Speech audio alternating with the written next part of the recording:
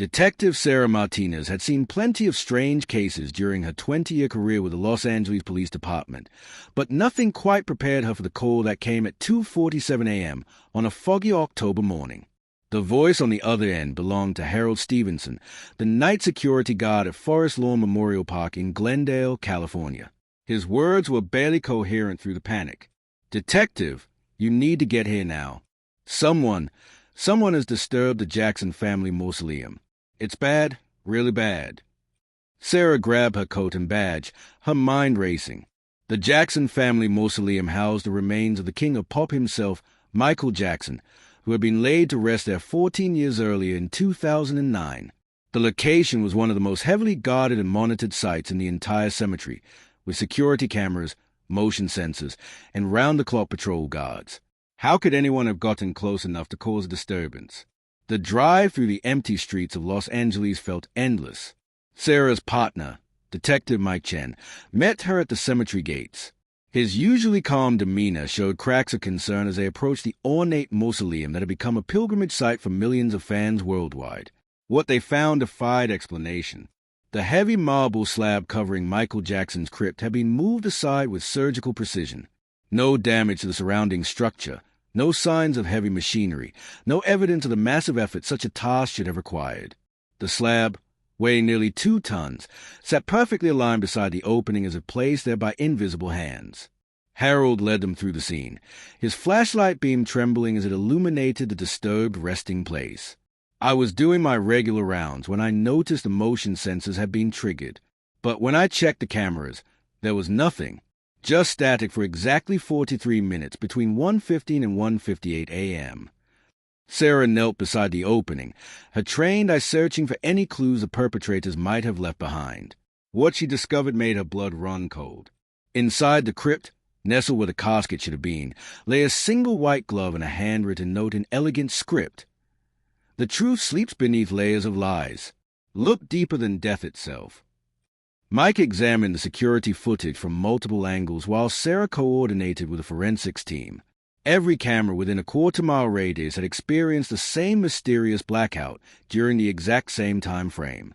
No fingerprints on the marble, no footprints in the surrounding grass, no tire tracks from heavy equipment. It was as if the disturbance had been carried out by ghosts. As dawn broke over the cemetery, Sarah found herself staring at the note again. The handwriting analysis would take days, but something about the message felt familiar. She had seen similar phrasing in the case files from Michael Jackson's final years, particularly in the documents related to his relationships with business associates and family members. The media hadn't caught wind of the story yet, but Sarah knew it was only a matter of time. Once news broke of the disturbed grave, conspiracy theorists and fans would descend upon the cemetery like a swarm. She needed to solve this mystery fast, before the situation spiraled out of control. Dr. Patricia Williams, the cemetery's director, arrived at the scene with a team of specialists to assess the damage and begin restoration procedures. Her face was ashen as she surveyed the scene. "In my 30 years here, nothing like this has ever happened. The security measures around this particular site are state-of-the-art. Whoever did this had intimate knowledge of our systems." Sarah's phone buzzed with a text from an unknown number. "The first piece of the puzzle has been revealed. If you want the whole truth, follow the breadcrumbs. Check the records from June 2009, 3 days before the world said goodbye." The message sent chills down her spine. June 2009 was when Michael Jackson had died suddenly at his rented mansion in Holmby Hills. The official cause of death was acute propofol intoxication, administered by his personal physician Dr. Conrad Murray. But there had always been whispers, theories, and unanswered questions surrounding the circumstances of his death. As the forensics team worked to collect every possible piece of evidence, Sarah found herself drawn back to the handwritten note. The paper was expensive, cream-colored stock with a subtle watermark. The ink appeared to be from a fountain pen, suggesting someone with refined taste and attention to detail. But it was a message itself that haunted her. Look deeper than death itself. What could be deeper than death? What truth could be so important that someone would risk federal charges and worldwide condemnation to uncover? Sarah had a sinking feeling that this case would take her into the darkest corners of celebrity culture, where fame, money, and power created a web of secrets that people would kill to protect. The sun was fully up now, casting long shadows across a memorial park. In a few hours, the first visitors would arrive to pay their respects, unaware that the most famous grave in the cemetery had been disturbed in the dead of night. Sarah looked at the elegant mausoleum one more time, knowing that what started here would lead her down a path she couldn't yet imagine. Back at the precinct, Sarah dove into the case files with an intensity that surprised even her veteran colleagues. The mysterious text message had pointed her toward June 2009, and she was determined to uncover what had happened 3 days before Michael Jackson's death that someone desperately wanted her to discover. The LAP database contained hundreds of documents related to the Jackson case. Most of them focused on the investigation into Dr. Conrad Murray and the circumstances surrounding the fatal propofol injection. But as Sarah dug deeper, she found references to a series of phone calls and meetings that had taken place in the days leading up to Jackson's death. Mike returned from a forensics lab with disappointing news. The handwriting analysis will take at least a week, and the paper is generic enough that it could have been purchased at any high-end stationery store in the country. But here's what's interesting. The watermark matches a brand that's only sold in 3 locations in Los Angeles. Sarah felt a spark of hope. 3 locations is manageable. Let's start making visits this afternoon. But first, she wanted to follow the digital breadcrumbs. She contacted the FBI's Cybercrimes Unit, hoping they might have archived data from Jackson's personal devices and communication from 2009. Agent Rebecca Torres, a specialist in celebrity-related investigations, agreed to meet with Sarah within the hour. The FBI field office buzzed with activity as Sarah and Mike were escorted to a secure conference room. Agent Torres spread out a series of files, her expression serious. What I'm about to show you has been classified for over a decade. We've been tracking unusual activity related to the Jackson estate for years, but we've never had a concrete reason to investigate further. The files contain screenshots of encrypted messages, financial transaction records, and surveillance photos taken outside Jackson's Holmby Hills mansion in the weeks before his death. Sarah's eyes widened as she recognized several faces in the photos, high-profile entertainment executives, family members, and individuals she didn't recognize but who appeared to be conducting serious business. 3 days before Jackson died, there was a significant spike in encrypted communications between several parties, Agent Torres explained. Our system flagged it because the encryption methods were military-grade, way beyond what you'd expect for normal business dealings. One particular exchange caught Sarah's attention. The messages were heavily coded, but certain phrases stood out.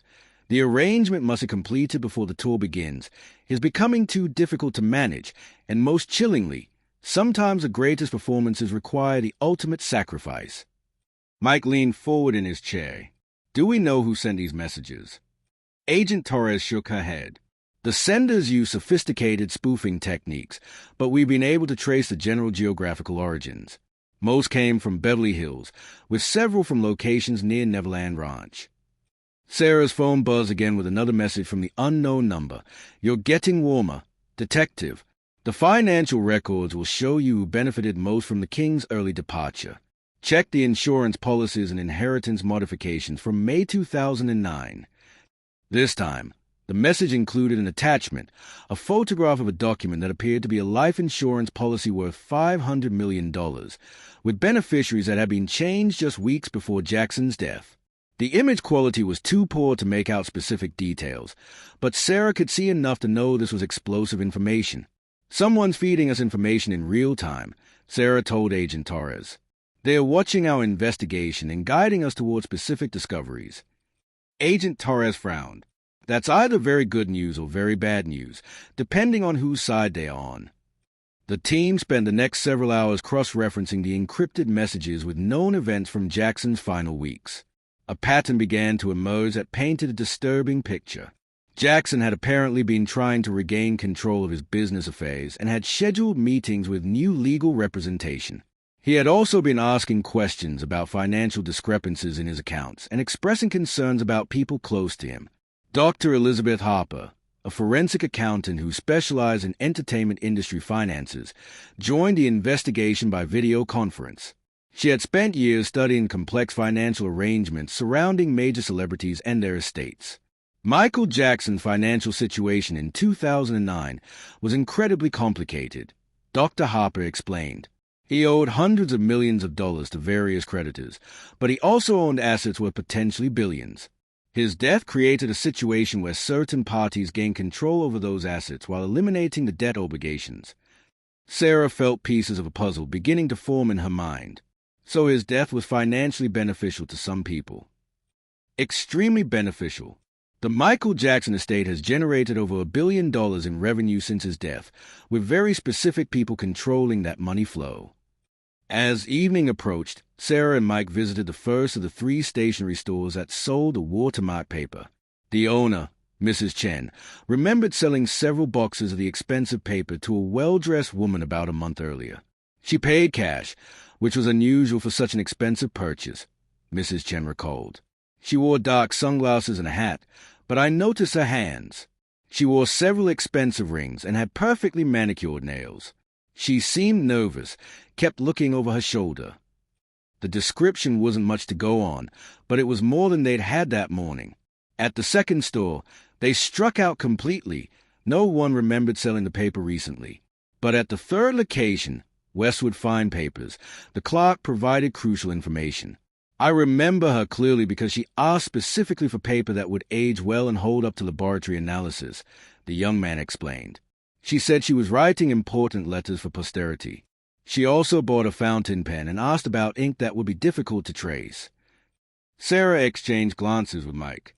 Someone had planned this entire sequence of events months in advance, anticipating that the note would eventually be subjected to forensic examination.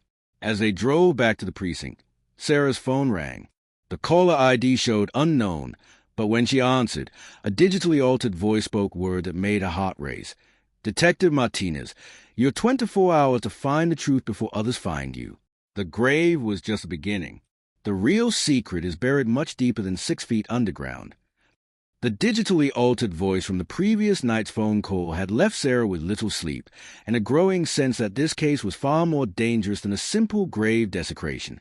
She arrived at the precinct before dawn, determined to trace the source of the mysterious calls and messages that seemed to be orchestrating her investigation. The FBI's tech team had been working through the night to analyze the phone records and trace the anonymous communications. Agent Torres met Sarah in the basement level of the federal building, where banks of computers hummed with activity around the clock. We've made a breakthrough, Torres announced, leading Sarah to a workstation covered with printouts and digital displays. The calls and messages are being routed through a network of servers that we've been tracking for years. It's the same infrastructure used by a group we call the Custodians. Sarah had never heard the name, but the serious expressions on the faces around her suggested this was significant news. Torres continued her explanation. The Custodians are a loose network of individuals who work to expose secrets related to high-profile deaths in the entertainment industry. They believe that many celebrity deaths are not what they appear to be, and they've been gathering evidence for over 2 decades. The revelation sent chills down Sarah's spine. Are we talking about conspiracy theorists or legitimate whistleblowers? That's $1 million question. Some of their information has proven accurate in past cases, but they operate in complete secrecy. No one knows who they are or how many people are involved. Agent Torres pulled up a series of files on her computer screen, showing Sarah documents that the Custodians had leaked over the years. Many contained information about financial irregularities, suspicious circumstances surrounding celebrity deaths, and evidence of cover-ups that had never been fully investigated. The timing of the grave disturbance in these communications suggests that the Custodians have been planning this revelation for years, Torres explained. They may have been waiting for the right moment, or the right investigator, to bring their evidence into the open. Sarah's phone buzzed with another message. Meet at the old Motown recording studio on Sunset Boulevard at midnight. Come alone, or the truth dies with us. Mike, who had been reviewing financial records at his desk, approached with a folder full of documents. Sarah, you need to see this. I've been tracking the money trail from Jackson's estate, and there are some seriously questionable transactions. The financial records painted a disturbing picture of manipulation and potential fraud. In the months before Jackson's death, there had been unusual activity in account controlled by various business associates and family members.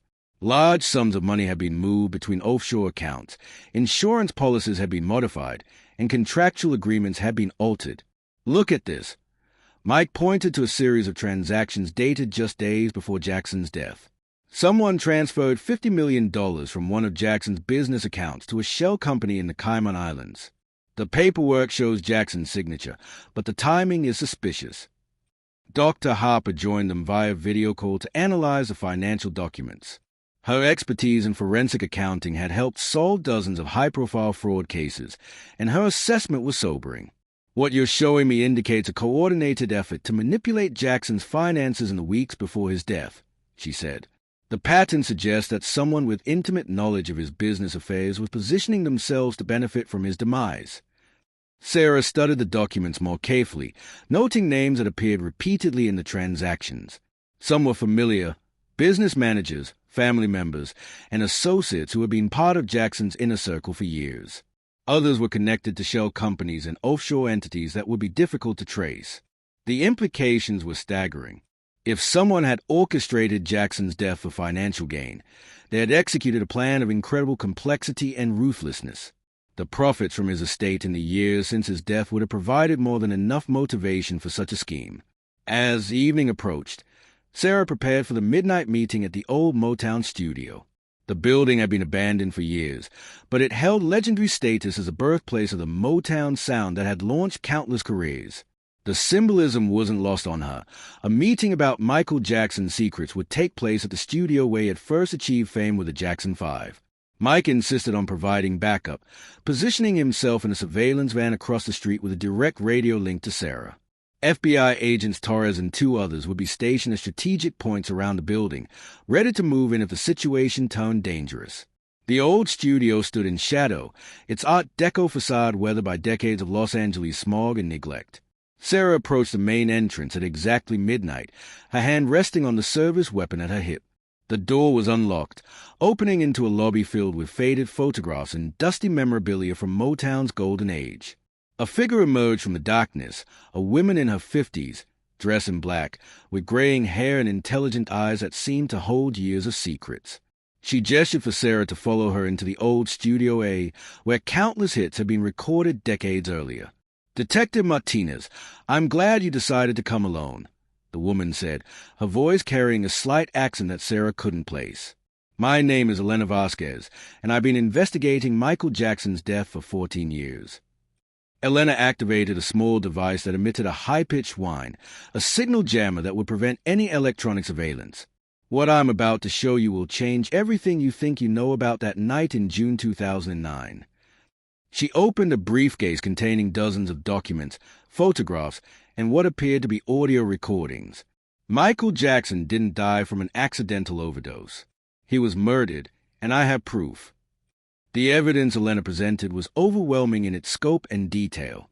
Medical records that contradicted the official autopsy, witness statements that had been suppressed, and most damning of all, audio recordings of conversations between individuals discussing the Jackson problem and how to solve it permanently. The grave was disturbed because we needed to send a signal that we're ready to expose the truth," Elena explained. "We've been gathering evidence for over a decade, but we needed law enforcement to take the lead in bringing this to light." Sarah listened to one of the audio recordings, her blood growing cold as she heard familiar voices discussing Jackson's death as if it were a business transaction. The recording quality was excellent, clearly made with professional surveillance equipment. "How did you obtain these recordings?" Sarah asked. Elena's expression grew somber. "At great personal risk. 3 people who helped gather this evidence have died under suspicious circumstances over the years. We're dealing with individuals who have unlimited resources and no moral boundaries." As Elena continued to present her evidence, Sarah realized that the case she thought she was investigating, a simple grave desecration, had actually been the opening move in a carefully orchestrated plan to expose one of the biggest cover-ups in entertainment history. The evidence Elena presented in the abandoned Motown studio was damning enough to rewrite the official narrative of Michael Jackson's death. But as Sarah studied the documents and listened to the audio recordings, she realized that the conspiracy went far deeper than she had imagined. Elena played another recording, this one featuring a conversation between Dr. Conrad Murray and an unidentified man discussing payment schedules and ensuring the procedure goes smoothly. The voices were clear, and the implication was unmistakable. Jackson's death had been planned and executed as a deliberate act. Dr. Murray wasn't acting alone, Elena explained. He was paid to be the fall guy, the one who would take responsibility while the real orchestrators remained hidden. The propofol was just a method. The motive was purely financial. Sarah examined financial documents showing massive payouts to Murray's accounts in the weeks before Jackson's death, far more than his salary as a personal physician could justify. The money had come from the same offshore accounts that had been manipulating Jackson's business finances. Who's behind this? Who had the most to gain? Sarah asked, though she suspected the answer would implicate some of the most powerful people in the entertainment industry. Elena pulled out an organizational chart showing the complex web of relationships between Jackson's business associates, family members, and various corporate entities. At the center of the web were three names: Jackson's business manager, Frank Dilio, his attorney, John Branca, and surprisingly, a family member whose financial situation had been desperate before Jackson's death. The plan was elegant in its simplicity, Elena continued. Jackson was becoming increasingly difficult to control. He was asking questions about missing money, threatening to fire people, and talking about taking his catalog of music rights away from Sony. His death solved all these problems while making certain people incredibly wealthy. The audio recordings included conversations about the This Is It concert series, which had been scheduled to begin just weeks after Jackson's death. The insurance policies on the canceled shows had paid out hundreds of millions of dollars to the promoters and investors. They knew he wouldn't be able to complete the shows, Elena said. Jackson was physically and emotionally exhausted, dealing with chronic pain and addiction issues they had helped create. The insurance claims were planned from the beginning. Sarah's radio crackled to life. Mike's voice came through with urgent news. Sarah, we've got company. Black SUVs just pulled up outside, and they don't look like FBI. Elena immediately began packing up her evidence.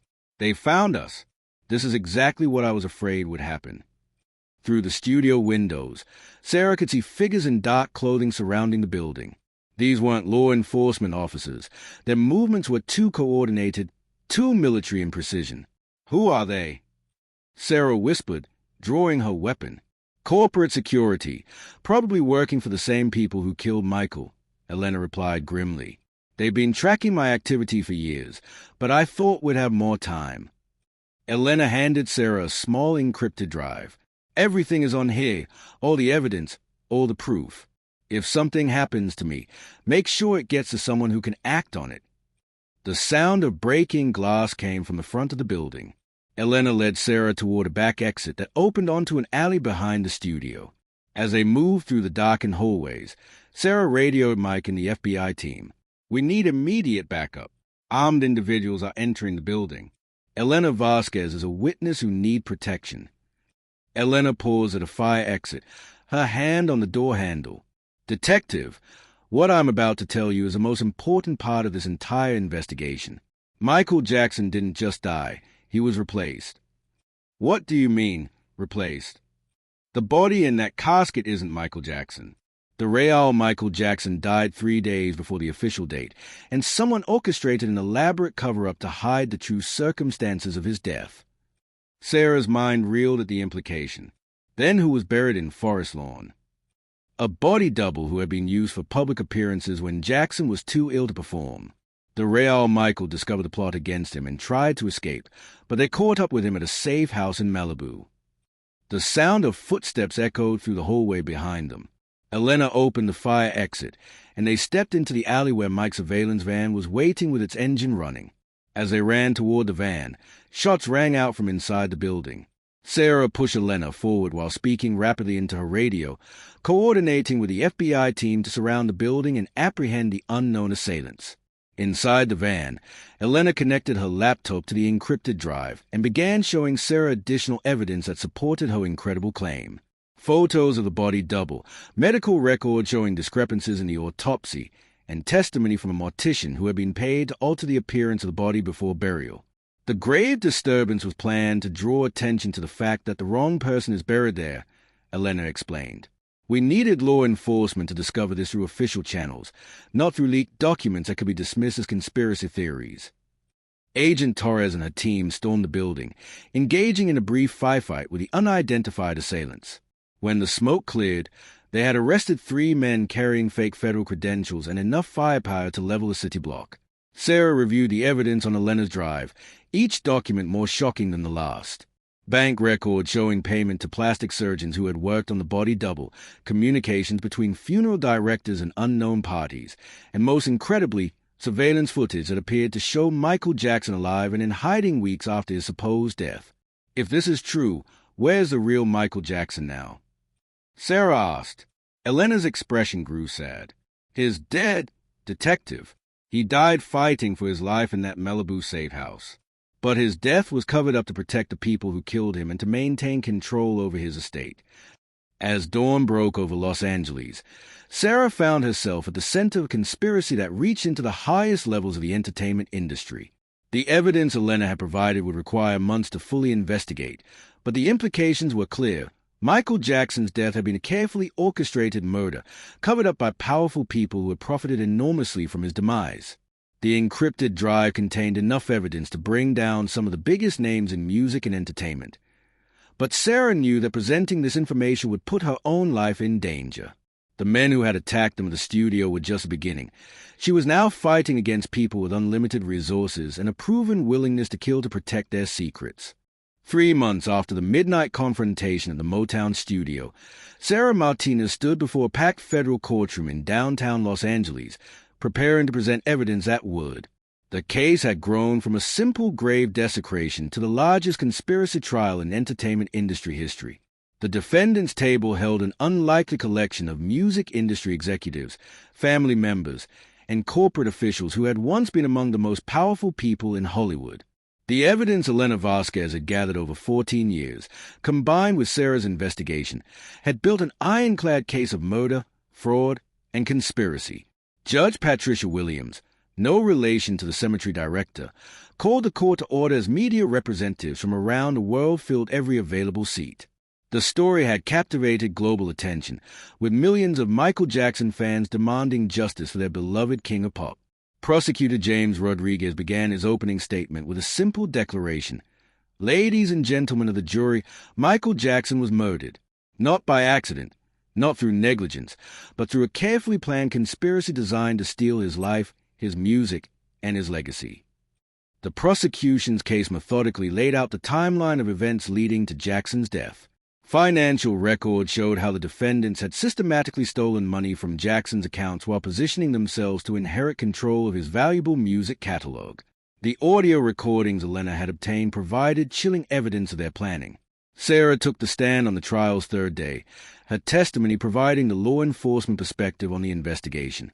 She described the mysterious circumstances of the grave disturbance, the anonymous tips that had guided her investigation, and the dangerous confrontation with armed men who had tried to prevent the truth from coming out. The evidence shows that Michael Jackson became aware of the theft from his accounts and was planning to fire his entire management team, Sarah testified. The defendants couldn't allow that to happen because it would have exposed their criminal activity and cost them hundreds of millions of dollars. Elena Vasquez's testimony was the most dramatic moment of the trial. Under oath, she revealed how a network of investigators had spent over a decade gathering evidence, knowing that powerful people would stop at nothing to keep their crimes hidden. Michael Jackson called me 2 days before his death, Elena testified, her voice steady despite the weight of her words. He said people close to him were trying to kill him, and he was afraid to trust anyone. He asked me to promise that if something happened to him, I would make sure the truth came out. The medical examiner who had performed the original autopsy admitted under cross-examination that there had been pressure from unknown parties to finalize his report quickly and avoid raising questions about the circumstances of death. His revised analysis, based on additional evidence, supported the prosecution's theory that Jackson had been deliberately poisoned. Dr. Conrad Murray, serving as a key witness for the prosecution in exchange for a reduced sentence, provided devastating testimony about the conspiracy. He revealed how he had been recruited and paid to be present during Jackson's death, ostensibly as a physician but actually as a cover for the real killers. They told me Mr. Jackson was going to die anyway because of his drug problems, Murray testified. They said my job was to make sure it looked like an accident and to take responsibility as the attending physician. They promised to take care of my family if I went to prison. The most shocking evidence came from forensic analysis of Jackson's remains, which had been quietly exhumed during the investigation. DNA testing confirmed Elena's incredible claim. The body buried at Forest Lawn was not Michael Jackson, but a body double named Marcus Williams who had been used for public appearances when Jackson was too ill to perform. The real Michael Jackson's remains had been discovered at a warehouse in Riverside County, buried in an unmarked grave along with evidence of torture and execution-style murder. The forensic evidence showed he had fought desperately for his life before being killed by multiple assailants. Defense attorneys argued that their clients were victims of elaborate frame-up orchestrated by Elena's mysterious network. They claimed the evidence had been fabricated and the witnesses coached to support a conspiracy theory that had no basis in reality. But the financial evidence was overwhelming.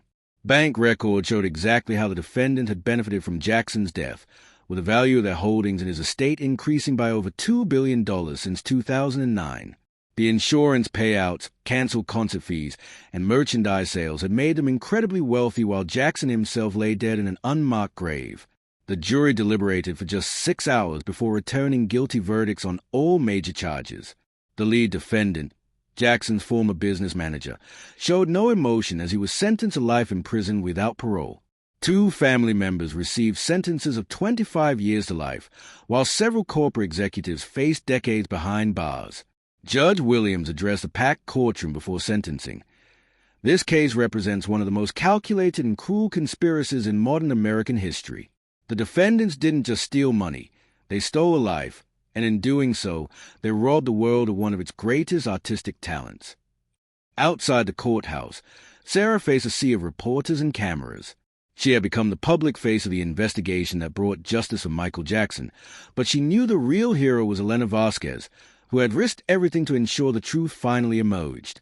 Michael Jackson was a victim of the worst kind of betrayal, murdered by people he trusted, for money he had earned through his extraordinary talent. Sarah told the assembled media. Today's verdict doesn't bring him back, but it ensures that those responsible will pay for their crimes. Elena stood beside Sarah, no longer hiding in shadows, but ready to face the world as a whistleblower who had exposed a conspiracy. Michael Jackson's music will live forever, but now his memory can rest in peace knowing that justice has been served. The investigation had taken Sarah into the darkest corners of fame and power, revealing how far people would go when motivated by greed and desperation. The case closed with Michael Jackson's remains finally laid to rest in a proper ceremony, attended by family members who had genuinely loved him and millions of fans who had never stopped believing in his innocence. The empty grave at Forest Lawn had been the beginning of the journey to justice. The truth that emerged was more shocking than any conspiracy theory, but it was a truth nonetheless. Michael Jackson's legacy was finally free from the lies that had surrounded his death, and his real killers would spend the rest of their lives paying for their crimes. As Sarah returned to her regular duties with Elapsed, she carried with her the knowledge that sometimes the most unbelievable stories turn out to be true. The king of pop was gone, but justice had finally been served, and the world could remember him as he truly was, a victim, not a villain, in his own tragic story.